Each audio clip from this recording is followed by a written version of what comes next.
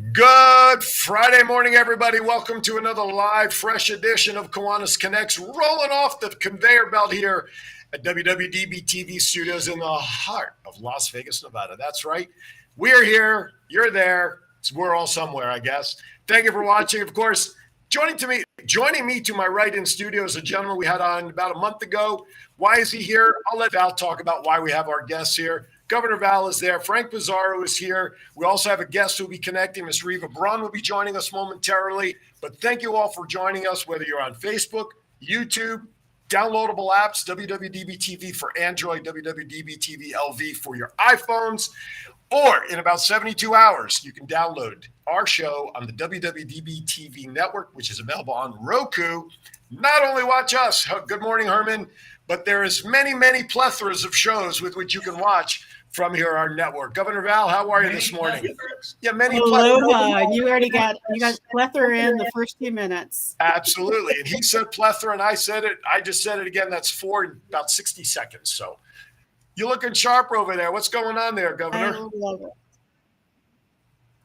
You know, the travel has just amped up. And so I've had the opportunity to drive up from San Diego to Monterey. And I got to tell you, am I in delay mode? No, I just couldn't hear you. I'm still a little stuffied. I needed him to turn the volume up so I could hear you better. Your sign language was telling me, Val, just No. Sorry. My bad. We have 4 more weeks in this Kiwanis year, and there's so much stuff going on right now. It's really exciting. And this mode, sometimes we forget the real world. And that's why I wanted to do this show today, because I think a lot of clubs are busy during celebrations and they're doing installations. And we have something that I want to make sure we never forget. And so that's why I invited Frank and Riva onto the show. And if other people want to call in and share with us what their clubs are doing to honor and observe the 9/11 catastrophe, I want to do that. And I'm going to read the number. So you can call the number 3207. Aaron, what's that number? 702-992-3207, and that's important for everybody listening on the apps right now because you can't see the number. So we're giving it to you, 702-992-3207. I believe Riva is about to join us. However, we can't get the camera working, but we will hear her beautiful voice and the stories that she'd like to share. So with that, Riva Braun now joins us. Riva, how are you? Maybe not. Riva? All right, we'll check on the audio there in a moment. Frank Pizarro, we had him on a couple of weeks ago because he represents an organization, Firefighter Memorial Transport.org, right? I got it right there. I always want to throw that S in there. Eventually, I'll get it after 5 more years. But more importantly, I'm going to show something that is involving that later on. But just as important, Frank, very instrumental in the happenings of 9/11 all those many years ago, being there as a firefighter, and also here in Las Vegas over the years. He's been involved in many memorial ceremonies across the country, across the city, and across the country too. That's right. You go back to New York. So we're going to hear firsthand some stories and things that we'll share some pictures of Frank in action, helping us to never forget. And I'm glad you said that, Val. And Frank, I want to also start the conversation with this. You know, that day, we were all stunned. It was like when the Challenger blew up January 28th that year. We all remember where we were. I know where I was. I know you guys probably know where you were. That day, the word normal was redefined. And I think as the years have progressed, we're closing in on 23 years now on Monday, right? 22. 22? I thought it was 11-9-1-1. Oh, 01. I'm thinking, okay, sorry. So minus 1 more year. We were all concerned about as we got away, keep getting further away from the actual day, people do forget. And how close-knit we were at the beginning of rebuilding our patriotic feel and all that. But here we are 20 some odd years later. In my opinion, I don't think the country's feeling the same thing all year round, except for one day. I want to get your guys' thoughts on that. Who wants to start? Good, Val. Go ahead, Val. Um, I I really believe that many people are forgetting that there's a whole generation of kiddos that we have in college right now that were born during that time period that don't know enough and were not taught. So this generation needs to know, and they need to be reminded on a regular basis. And so I that's why I believe that we need to honor and acknowledge every single year, because if we forget, then it will happen again. And so my experiences aren't as involved as Frank's, but I know Frank, you have your story just resonated with me. That's why I wanted you to be here today. What are your thoughts? Well, I think that people have very short memories, and unless what we suffer from sometimes, we have to disconnect because it didn't directly affect them. This is a national thing. This wasn't a New York thing or a DC thing or a Pennsylvania thing. It was a national thing, and so I always try to remind people, and I try to do that through my foundation as well. Uh, to remind them that freedom isn't free, and that the rights and the freedoms that they do enjoy is because of the sacrifices that people make and have made, our veterans and our first responders, and um, we always have to keep it in the forefront. Absolutely. I can remember exactly where I was um, when we were here in Monterey. I had just gotten married year before, and we were just and look on the TV, and I'm like, Andy, this is real. And we were both considered essential staff on our campus. And what rolled out from there was taking care of other people and our world coming together. And I think we need to keep reminding people of that. And I know Reva's in. Reva, what is your thought about?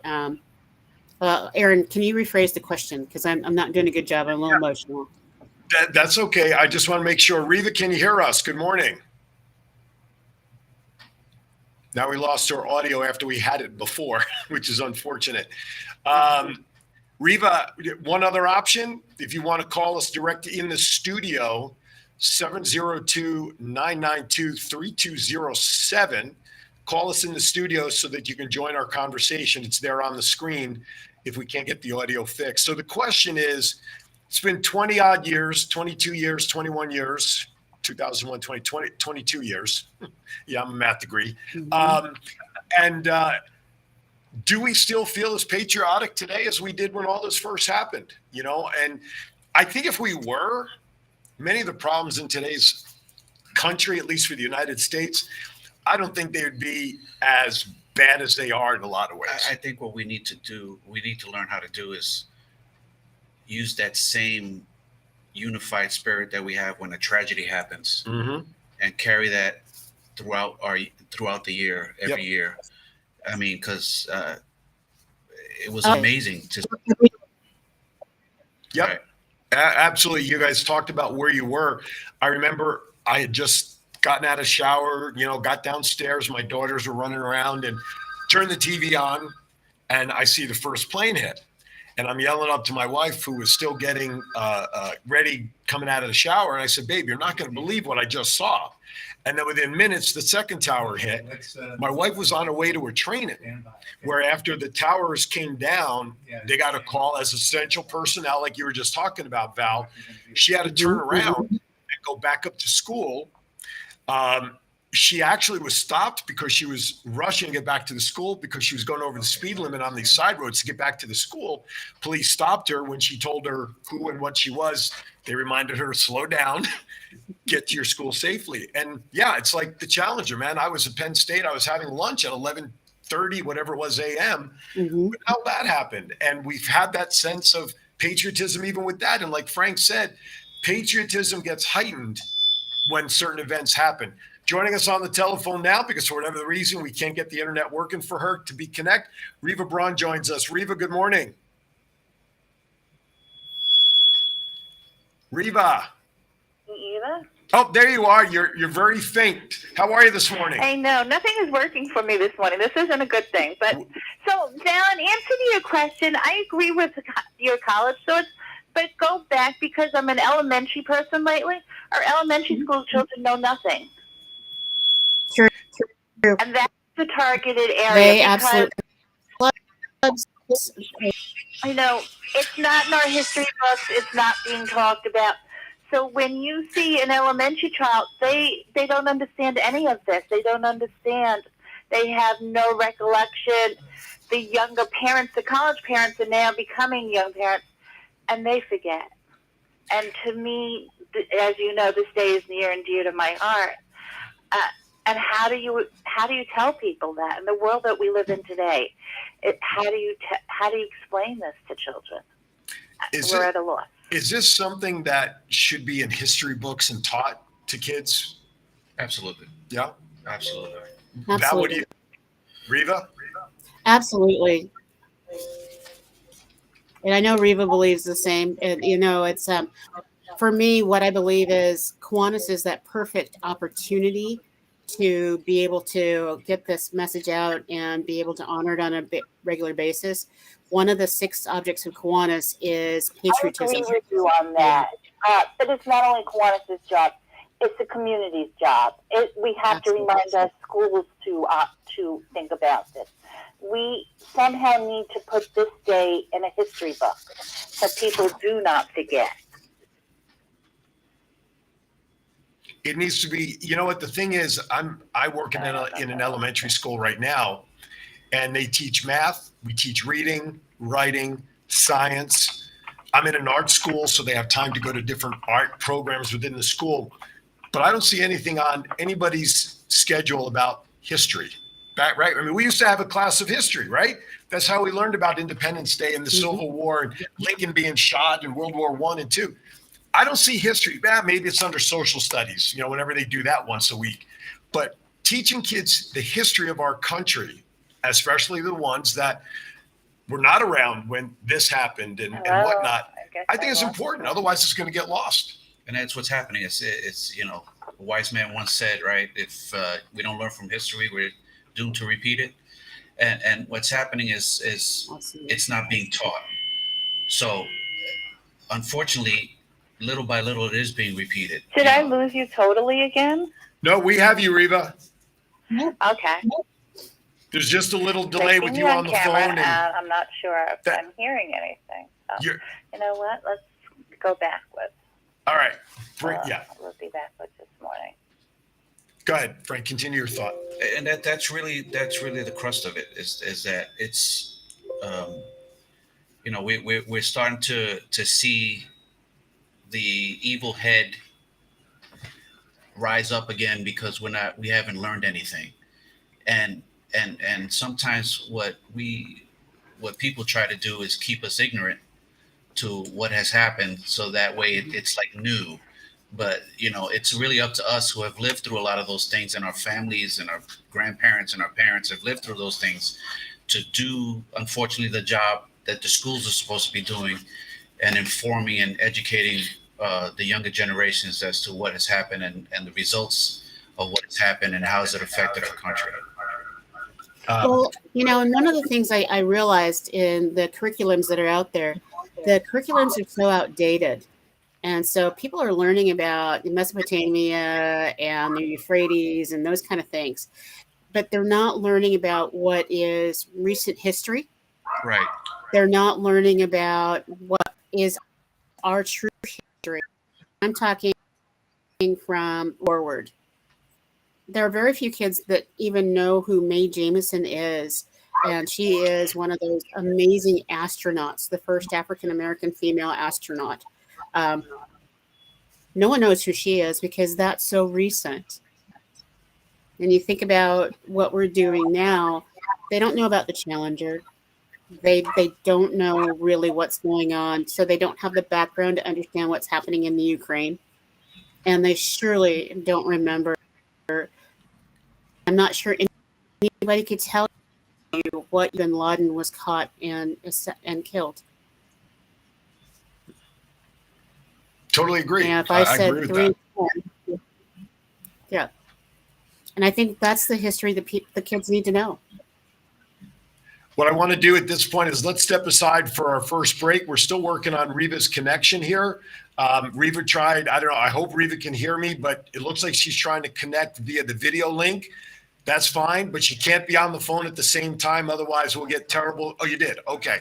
So hopefully during the break, we'll figure this out. But in the meantime, you are watching Kiwanis Connects. Today, we're talking about 9/11 memories, thoughts on history. That's video. Yes, let's play that on the way out. So we're going to step aside. We got a video showing Frank in action and what he does to help us never forget about 9/11 and a commercial. And then we'll be back after that. Take it away, John. Precinct. Oh.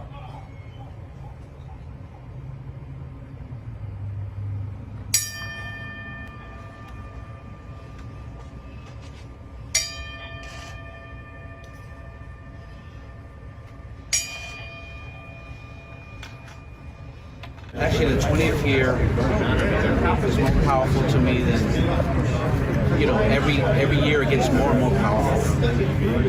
20 years to see that people are remembering, and the loss is more powerful every day.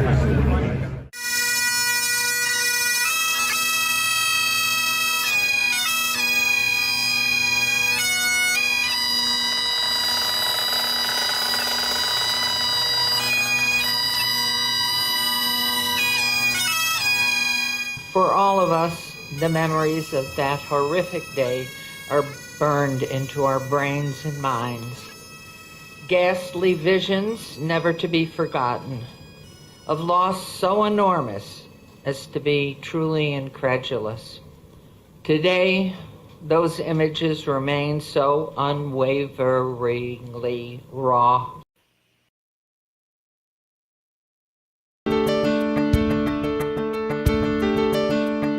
Aloha.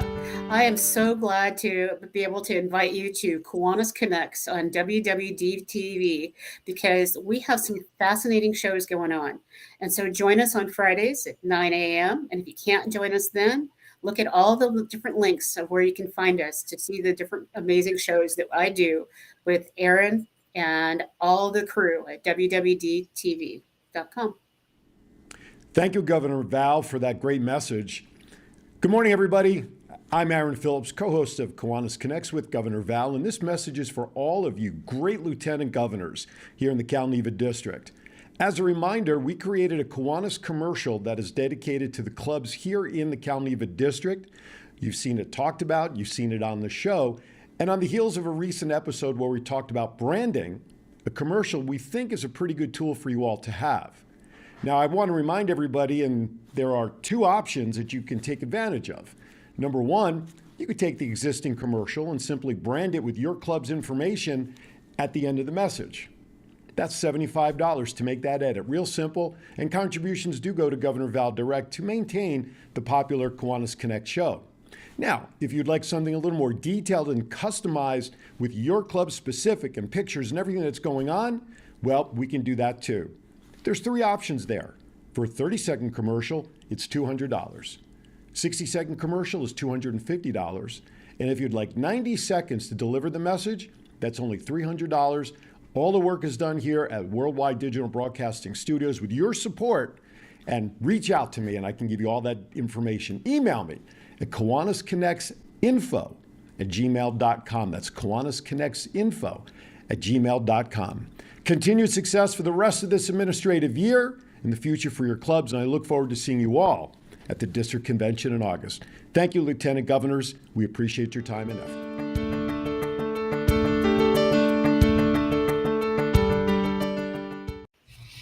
All righty then. Welcome back to Kiwanis Connects. I'm Aaron Phillips. Guest today is Mr. Frank Pizarro. Of course, Governor Val there, and I think we have guest Reva Brunn back on the telephone lines. Reva, are you there? I am. All right. Very good. Now, I just want to remind everybody as they're watching, we apologize for some of the technical difficulties of delays because we got video, we got people on the phone. So please bear with us. We're going to make this thing work as we continue to go, and we thank you for your patience. All right. AI is taking over. Maybe we need an AI board op. I don't know. Anyway, maybe we need an AI host. It might be better too. Who knows? Anyway, so today's show, for those of you just joining us, today we're talking about 9/11. This upcoming Monday is another year where we get to, I'll say, honor those lives that were lost between all the events of that day. Frank was involved in that, was down there as a firefighter in New York, and he's sharing his stories. Governor Val is sharing some thoughts. Reva's on the line with us to share her thoughts. So, Governor Val, I'm going to ship it to you to take it away. You know, when we left her break, one of the things we were talking about is that the curriculum for schools is not set up to teach these kind of things. And so, Frank, I know that you were sharing that we're now taking on that role, and that's what we need to be doing. And so, when I saw you in that clip, and it's like, this is even more important to you now, it really resonated with me. And so, what are some of the things that you think we can be doing in our schools and with our kiddos so that they don't ever forget? Well, especially during this time of year, there should be videos to watch. There's really good documentaries. I'm actually in one of those, but those are things that should be shown. You know, there should be, like, for example, on Monday, they should probably have everybody in the auditorium. There's no school Monday. Oh, there's no school Monday? It just so happens, because I was thinking about it, it just so happens it's an in-service day for teachers, meaning the teachers have to report for trainings and stuff, but students are not in school on Monday. So that doesn't mean they can't do it on Tuesday. That doesn't mean they can't do it today. But as you were talking about that, I'm sitting here thinking, wait, kids aren't in school on Monday, this year at least, and it's a missed opportunity. But Yeah, I'm sorry, I didn't mean to interject. But Or either that or it should have been done today. Yeah. Mm-hmm. They should have sat down and got to watch some of that stuff, you know. And I'm not a big fan of sheltering children when it comes to those kind of things, because I think there needs to be truth, and I think that's what the country is lacking right now, is truth. And so what we need to do is show them the truth, explain it to them. You know, be there for them for the questions, because, you know, they're at the age right now where they're kind of forming the way they think. And the only way to do that is with truth, you know, and not the fabricated truth or whatever truth works out for us, but the actual.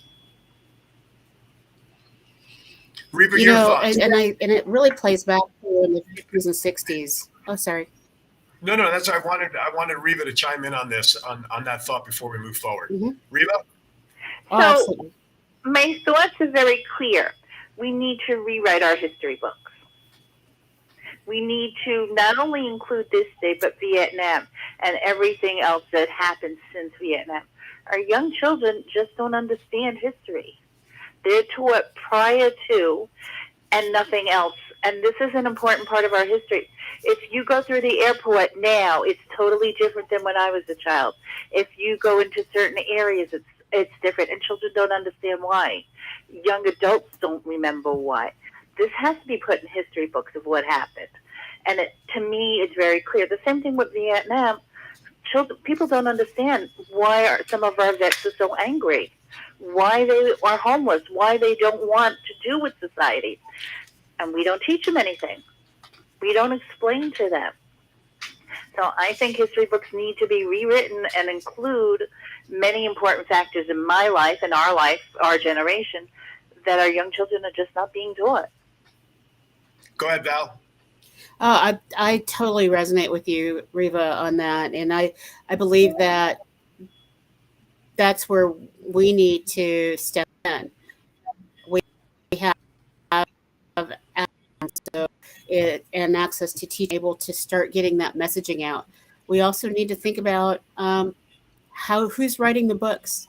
Right now, very few textbooks are being written by people that have experienced this.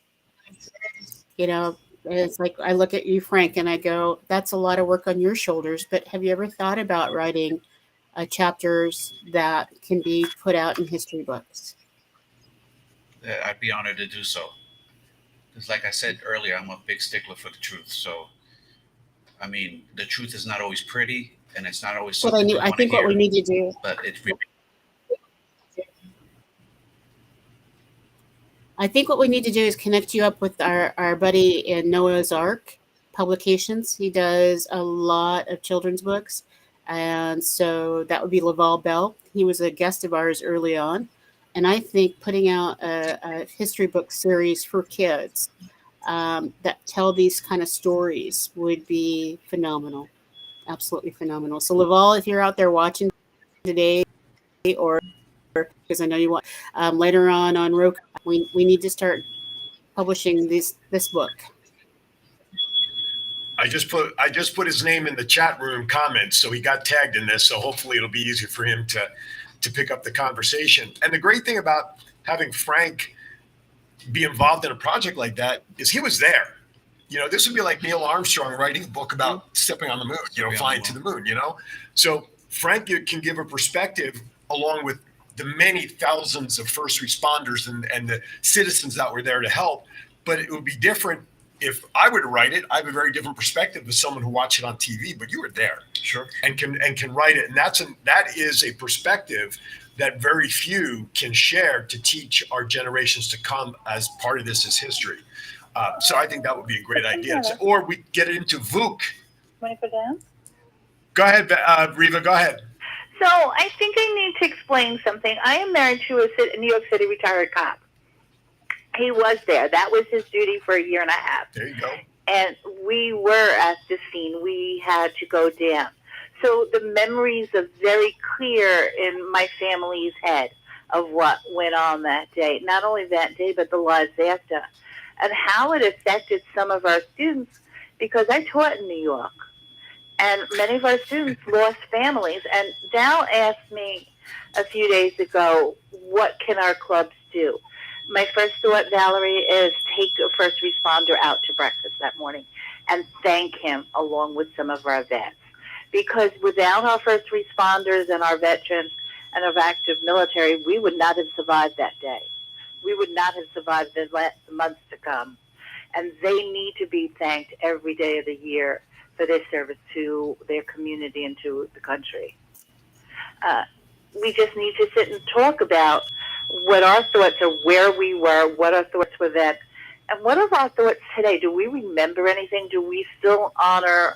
Do we still think, you know, being the New Yorker that I am, I have students who lost parents that day, and on this day I call them and say, how are you doing? And they're grown up now, but they still lost a parent and grew up without a relative that was near and dear to them. So we need to remind ourselves that there are children in this world or around here that grew up without parents because of that incident. We need to think about parents who lost children in that incident. It's just not a day that the world blew up. It's people actually lost loved ones, and we need to remember that. Makes perfect sense. And we think of all the memorials, you know, the memorial with all the names in New York at Ground Zero that was created with everybody that was affected.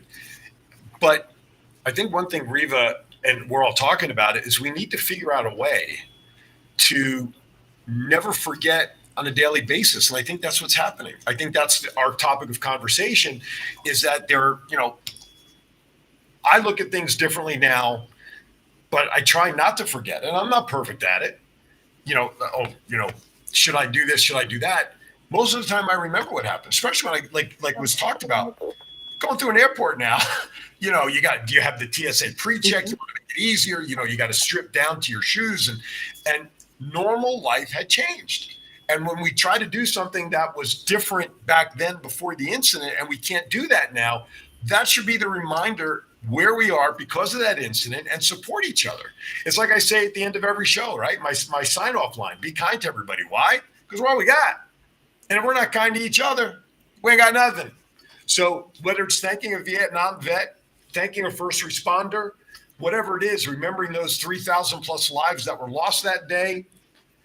I mean, what does it take? 5 seconds to remember, to honor somebody in your mind that you lost? But that's just my soapbox and probably my cold meds kicking in as I say that stuff. Anyway. So, Aaron, something very important, and having Frank here, he can probably testify that. Please make sure that our first responders always have the proper equipment to face any disaster. Because when they did 9/11, Those first responders did not have the proper equipment. They did not have breathing equipment. Their cell phones weren't working. They had no communication at times. And that was totally disastrous to those involved. So we need to make sure that every one of our first responders have the proper equipment for any disaster that we can think of. My brain's going 8 million miles an hour on how to be able to support our first responders around the country and around the world. And so, Reva, when you talk about proper equipment and those things, you know, in small towns like mine, we're all volunteer firefighters. So, you know, this afternoon, what I'm going to do is actually call the captain and say, hey, are there things on your wish list that are not being supplied? Because I think by this time next year, hopefully we can fulfill some of those wish list items. Frank, are there other ways that we can do this? Well, one of the biggest issues we had during 9/11 was radio communication. And they found those radios to be faulty back in 93 when the World Trade Center got bombed the first time. So, and they continued to use those same radios. So there was a time when the firefighters were ordered to come out of the building and they couldn't hear that. So, you know, that's a big thing. Being able to communicate with the command is very, very important. You know, what I think is also important is the support structure that we as citizens and as spouses, etc., for the first responders and the veterans, is that they're the most important line of defense. You know, there's a lot of mental trauma and things that have happened since 9/11, and we tend to not act the greatest because, you know, there's stuff that goes through our heads that we don't realize we're doing. And so it's always good. You know, I'm fortunate to have that kind of support at home. So, you know, everybody doesn't have that. And so, you know, it's nice to say thank you for your service, but that's just skimming the top. You know, the little things that, you know, I also served in Iraq the first time we went. And, you know, little things like we talk about how things change in the airport. You know, it's something that might be small to a lot of people, but it's like when they say all active duty in uniform with current ID can board at any time. And there's a bunch of us that are sitting there saying, well, we already served and we already suffered damage from those things.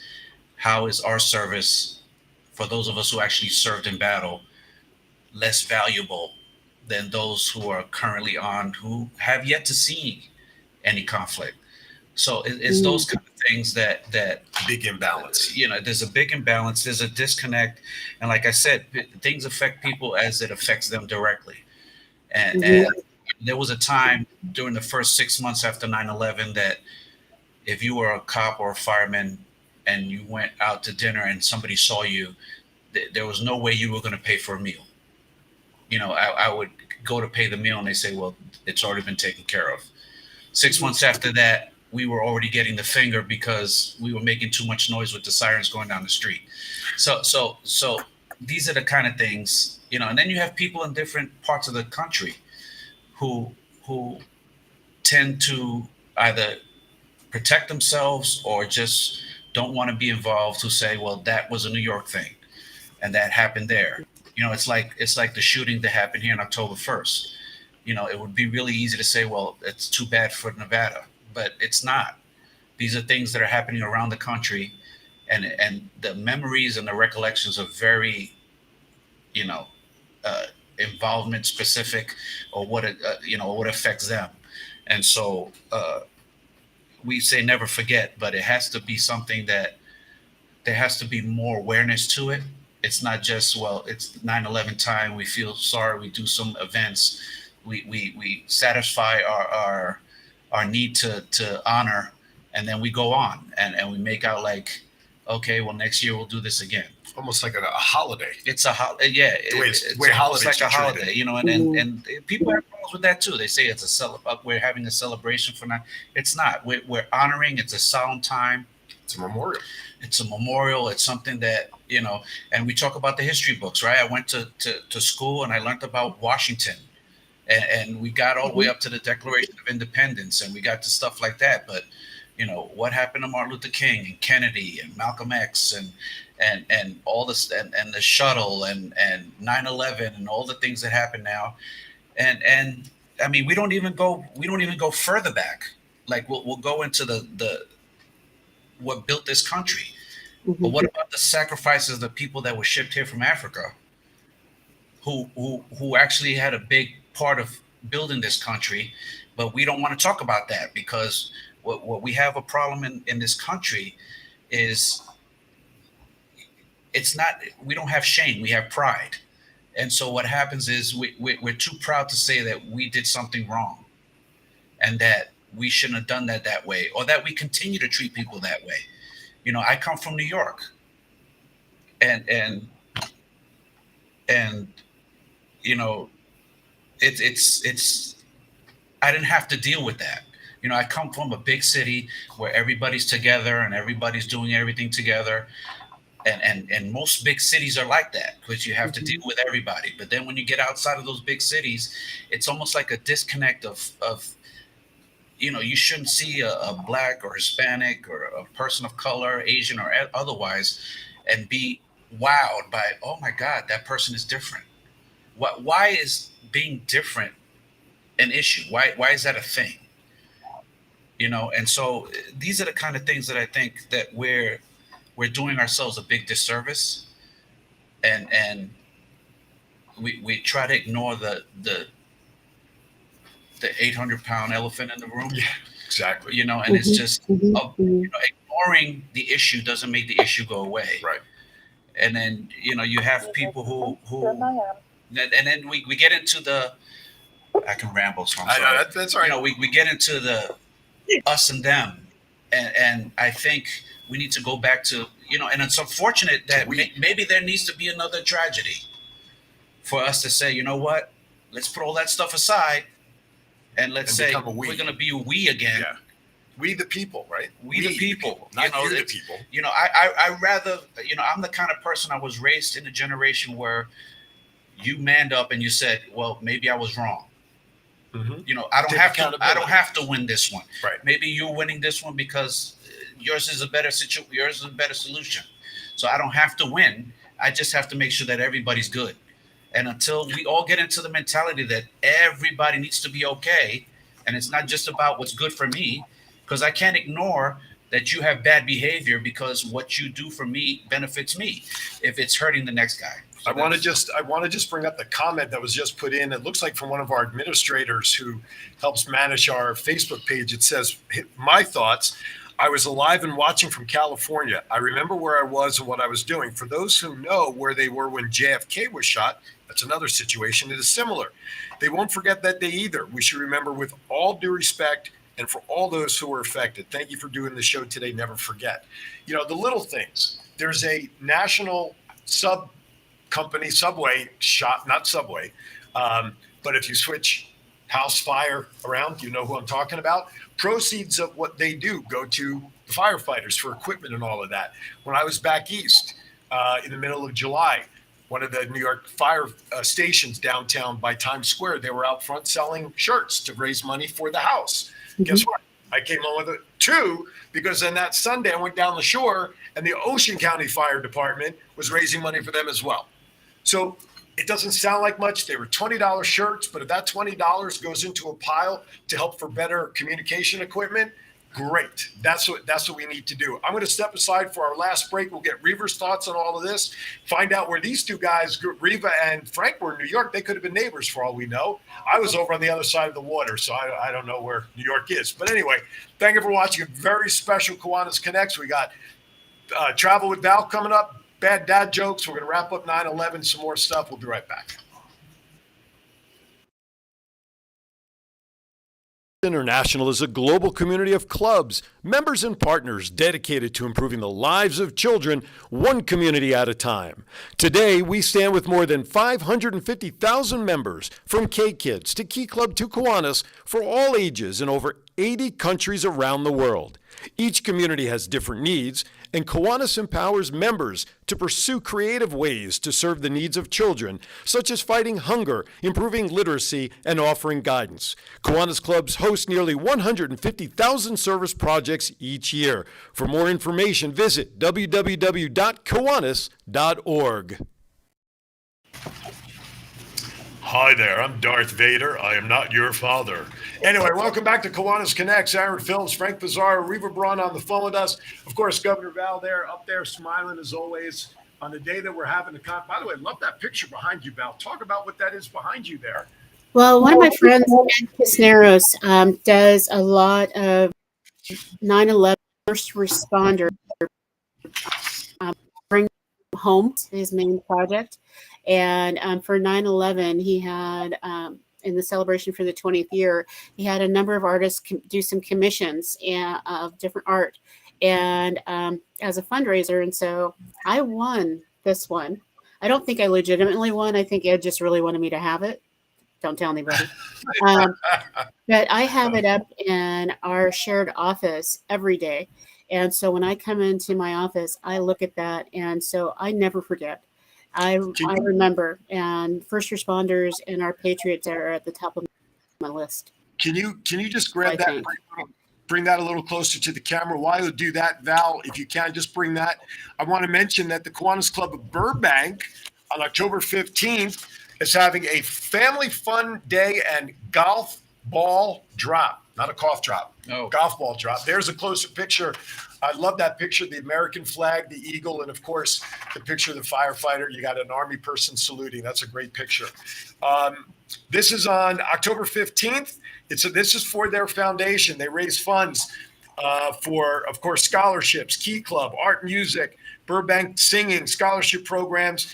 You can help by either adopting golf balls, place a program ad, bring friends to the event, or, of course, a cash donation. This is October 15th, the Kiwanis Club of Burbank. You can call area code 818-324-9044 or 818-430-7499. There's a copy of the letter there. This is on behalf of co-chairs Ron and Eddie out there. So October 15th, you got ads you can place. How do you adopt a ball? I was going to ask you about it. Do they put your stamp on the ball? I don't know. Well, there's a number, and so your ball has a number on it, and the one that gets closest to the hole or in the hole wins a big prize. And the first time round, they had the one that was the furthest away also won a prize. I could have competed in that one pretty easy. Dropped it, right? Just blow it off the tee and we'd win, right? Anyway, so give them a call for any information. Participate. Again, that is 818-324-9044, Kiwanis Club of Burbank. Thank you very much for setting that in, sharing that with everybody. All right, Val, I'm going to turn it back over to you. So as I'm looking at everything that we're doing, I want to recognize that there are clubs in New York that are actually doing pancake feeds for first responders. And so in different towns, they are breaking out all the griddles and inviting everybody to come and join in on a free breakfast and to honor our first responders. Because as Reva had shared earlier, if it hadn't been for the first responders actually running towards crisis, it would have been so much worse. And so I think that's something we can do across the country and around the world is honor our first responders, thank them for what they do as a very first step. And we need to put into place ways that we do this every day. It's our patriotism patch. It's a way that clubs can be awarded points for actually doing patriotic things. But it's not just for military service. It is for our first responders. And it is also one of the patch rockers that's on there can be earned by honoring 9/11 and 9/11 responders. And so I put that in, and I hope that's part of my legacy, that as Kiwanians, we never forget what teach. Reva, what kind of events do you have going on that you can share with us for 9/11? So our local Rotary Club does an event every year. It's a memorial.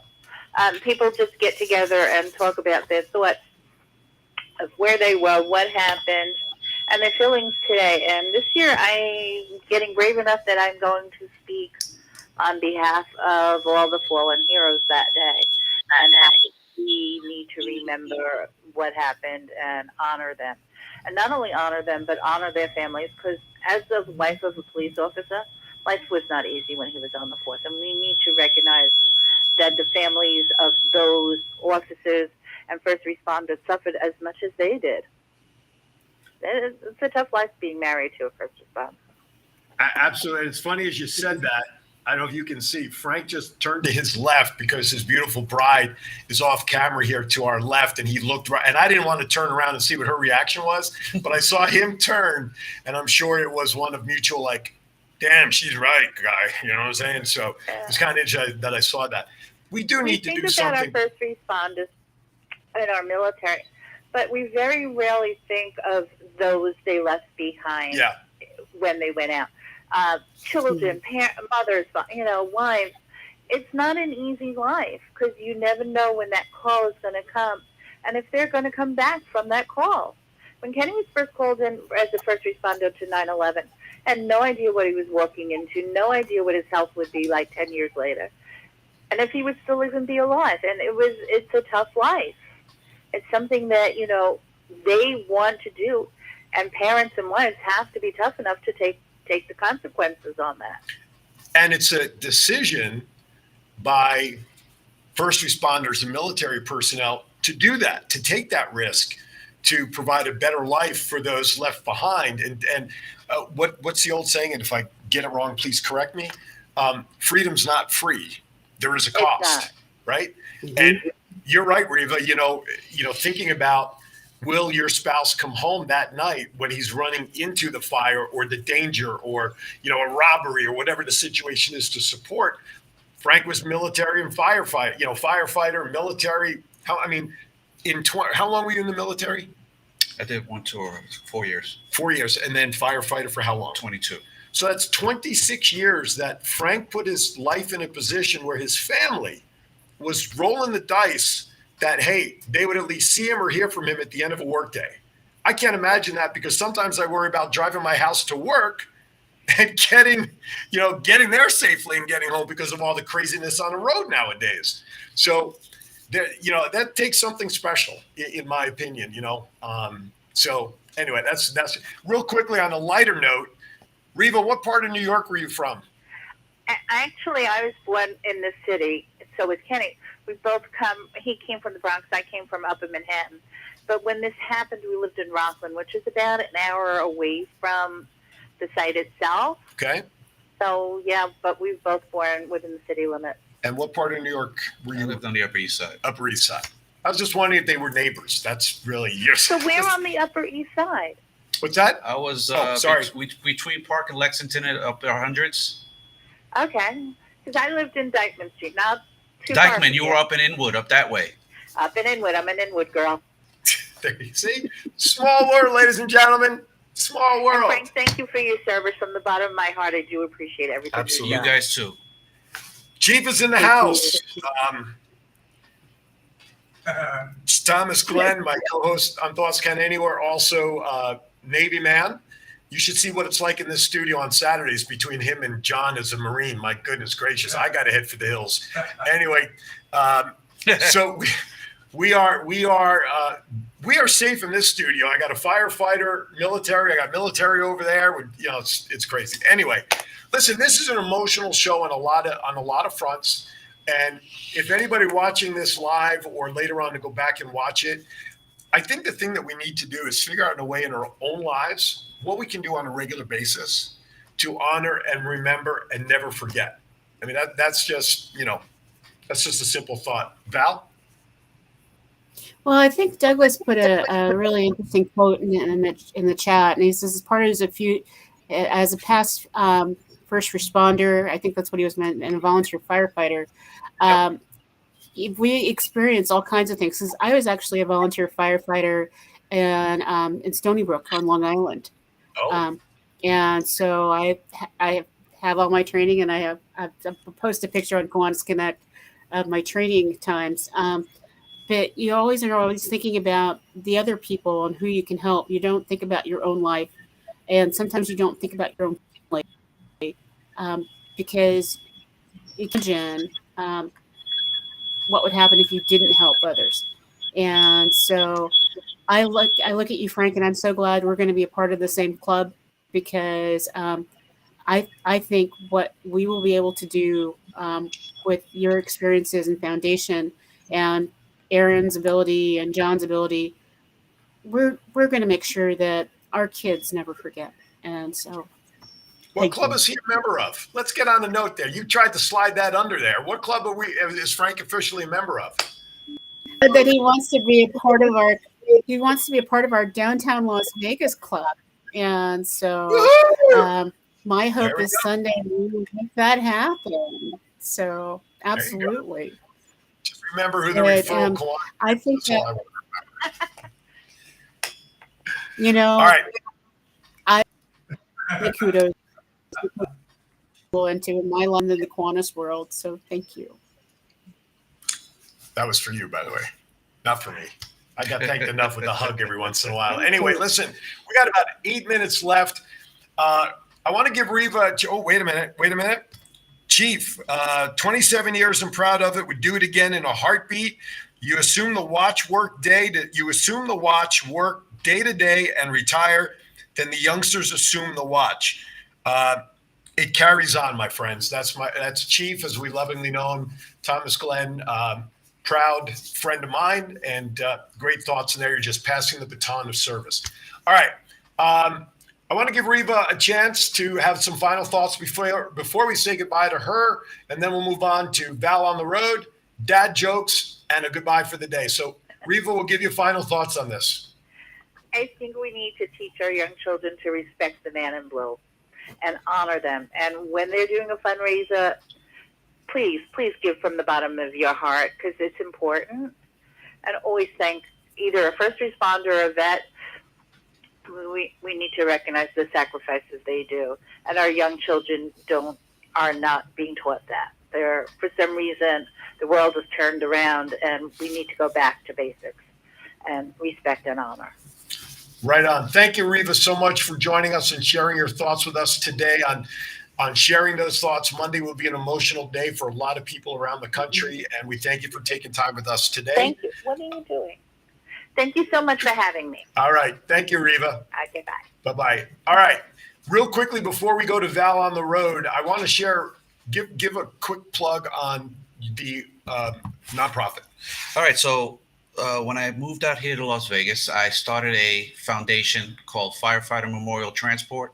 And what we do is we carry the remains of fallen heroes, whether it be veterans or first responders, in procession. We have specialty vehicles. We have a fire truck, all beautifully gold leafed and prepared to carry firemen. We have a Humvee that we are working on now to carry veterans. And we have a picture of that I'll show in a moment. And we have a police vehicle on the way and a command center.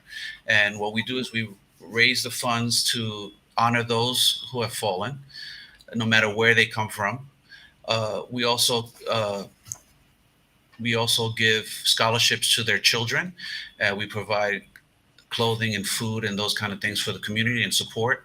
We have contacts with mental health professionals, and we provide all of those services, and we team up with different organizations to make sure that happens. Right now, we're looking to raise funds to build our facility and to house our vehicles and to be able to do events for the fallen and their families. And every dollar helps. They can go to firefightermemorialtransport.org, hit the donate button. No amount is too big or too small. And right now our goal is $1 million. We're on our way. Wait, let me write a check. Hold on a second. Right, see that? If we need somebody to just write a check, this will help with the facility. It'll help to give out the scholarships and help the community. So once again, it's firefightermemorialtransport.org. Just hit the donate button. No amount is too big or too small, and become part of the team. At DCON, I took 250 flyers up with me on behalf of Firefighter Memorial Transport. And when I left, all 250 were gone. That means 250 people right now have a flyer about this organization in their hand and can do exactly what he asked to do and get involved and make a donation. What I do to give back hand in hand is I love working with this man to support his organization to the best of my ability, because I love this man. I respect the man for what he's done for the country, but as the person that he is. And that's what I'm doing to give back to a man who was there at 9/11. All right, with that, you know what time it is. Uh-oh. Favorite soundbite coming up, Val. Here you go.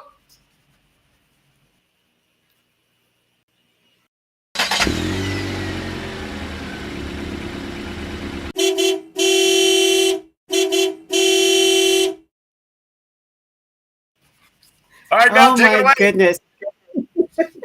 I always love that part. You know, I've got about 3,000 miles worth of driving to do this week, and a little bit more than that in flying, because right after the show, I'm headed to the Central Valley to support a number of our clubs and organizations. And we are actually doing some things for first responders in the Central Valley. So we're doing a kickoff tonight, and then tomorrow back to San Jose to install one of my favorite Kiwanians as a president.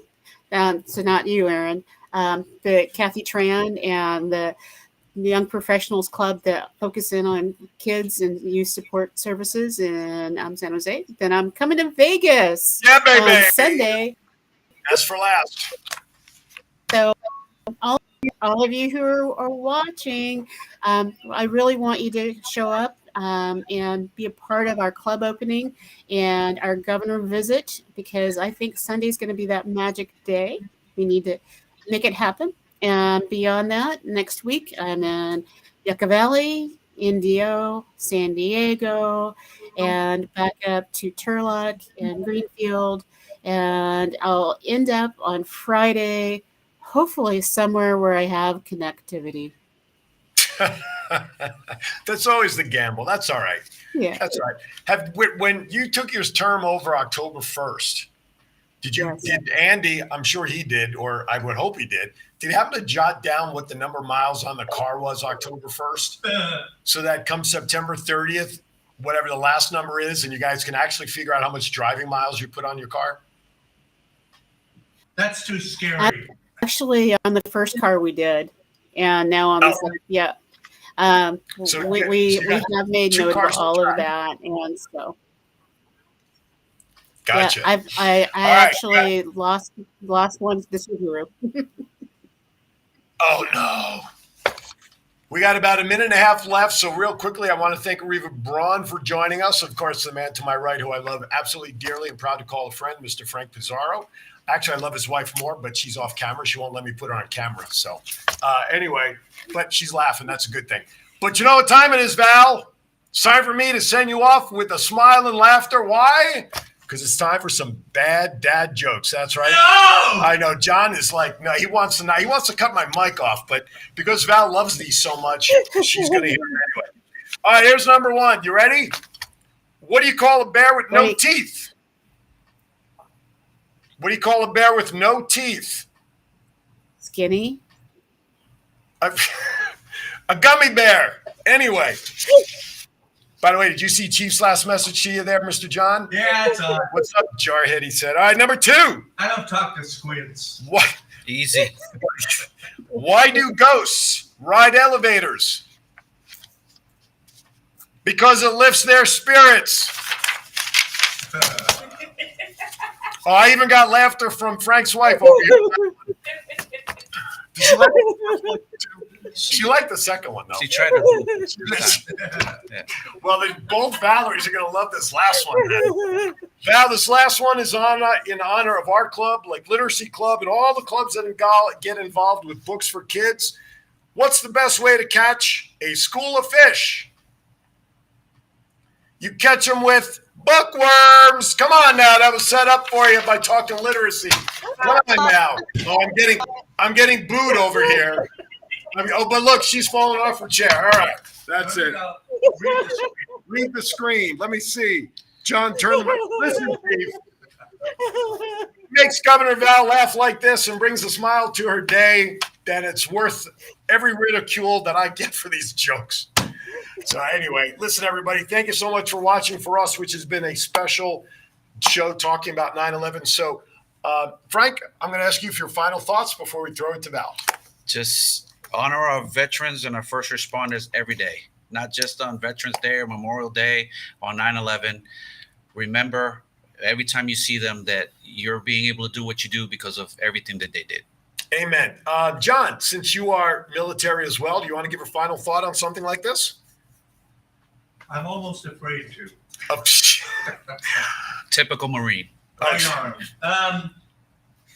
The prevalent attitude in this country today is that we really need to change. Is to hooray for me and to hell with you. That's what we need to change. You know what? That's a great sentence. I love that. I absolutely love that. Perfectly All right, said. Governor Val, give your final thoughts before we say goodbye. As my tagline is in most of my emails, my personal emails, freedom isn't free. And I am so thankful that we have the opportunity to have these conversations. In many countries, this conversation is allowed. I want to thank you all for being a part of us. And Frank, thank you for helping us put this on the forefront of everybody's agenda. Never forget. All right. Very simple. Never forget. All right. With that, couple programming notes. Thoughts Count Anywhere tomorrow from 10 a.m. to 11. And then 12 to 1, some guy named Aaron Phillips, Aaron Zauer, has Rick Upchurch, former Denver Bronco wide receiver, will be joining me and co-host of the Roundtable. But we're not talking about that. We're going to talk about all of his philanthropic work that he has done, not only here in Las Vegas, but around the country to help organizations. So make sure you join us tomorrow. All right. With that, thank everybody for watching. We appreciate your time. Remember 9/11 and however you choose to, but make it happen every day. Make every day a 9/11 day to never forget. Thank you for watching. As always, be kind to everybody. Why? We're all we have. See you next time right here on Kiwanis Connects. Feel free to dance as we go out.